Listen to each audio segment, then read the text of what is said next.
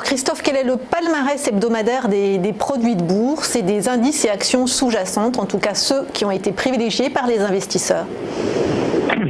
Donc, nous disions, il y a deux stratégies qui sont clairement différentes, c'est-à-dire que les investisseurs dans ces marchés qui sont peut-être un peu dans une phase de transition vont adopter d'une part deux stratégies dont l'objectif est naturellement d'aller chercher du rendement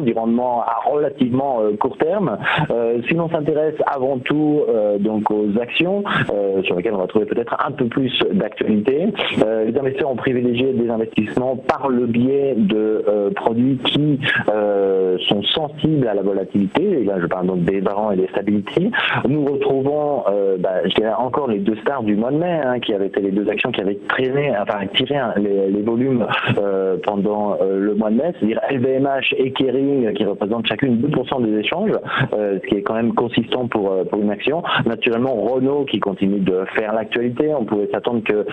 après le retrait de l'offre de FCA, les volumes se tassent peut-être un petit peu sur l'action, mais il semble que le feuilleton se poursuit et que les investisseurs continuent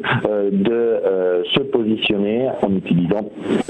principalement des produits de volatilité. Alors remarquez une nouvelle entrée, une valeur qui périodiquement quand même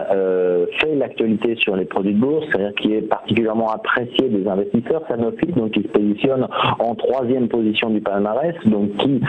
attire les investisseurs. Et puis pour clôturer ce palmarès, nous retrouvons également deux sous-jacents américains, Tesla et le Dow Jones. Si on s'intéresse donc au court terme, c'est ce que nous disions la semaine dernière, donc la tendance sur le DAX, je pense, est totalement, peut-être en phase de clôture, puisque les investisseurs semblent à présent retourner sur principalement les indices américains, donc le CAC qui a représenté presque 40% des échanges sur les turbos, donc vraiment là des stratégies de court terme où on va aller choisir des produits pour lesquels on va pouvoir peut-être un peu plus approcher la barrière. Dow Jones en deuxième position, donc on voit les indices américains font l'actualité, avec surtout si on le complète avec le Nasdaq qui se positionne en quatrième position. Donc le CAC et indice américain. Ensuite, ce qu'on va retrouver, c'est je dirais les mêmes actions, mais pour une façon